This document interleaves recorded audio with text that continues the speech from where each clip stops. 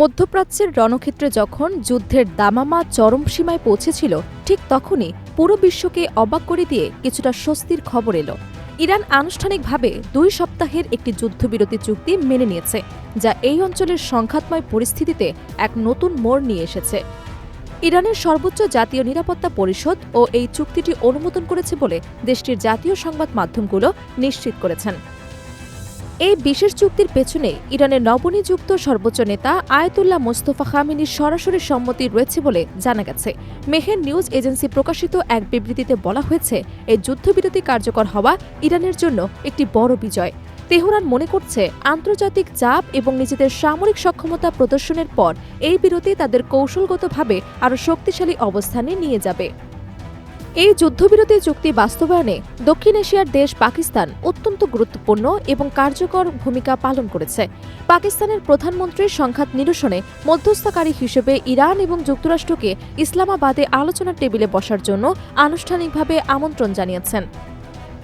ধারণা করা হচ্ছে, ইসলামাবাদে আয়োজিত এই বৈঠককেই 2 দেশের মধ্যে স্থায়ী শান্তি সমাধানের পথ খোঁজা হবে। তবে যুদ্ধবিরতি ঘোষণা করা হলেও মধ্যপ্রাচ্যে এখনও পুরোপুরি শান্তি ফেরেনি।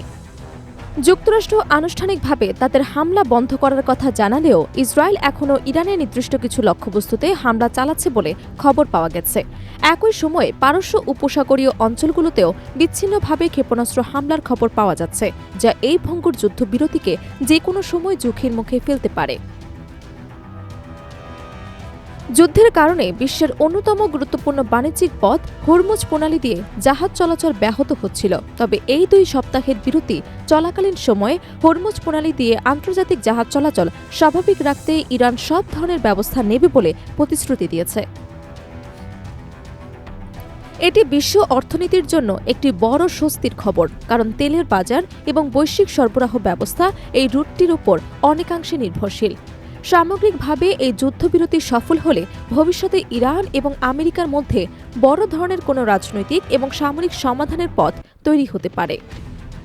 বিশ্লেষকরা মনে করছেন, ইরানের এই পিছু হটা বা বিরতি মেনে নেওয়া আসলে একটি বৃহত্তর রণকৌশলের অংশ।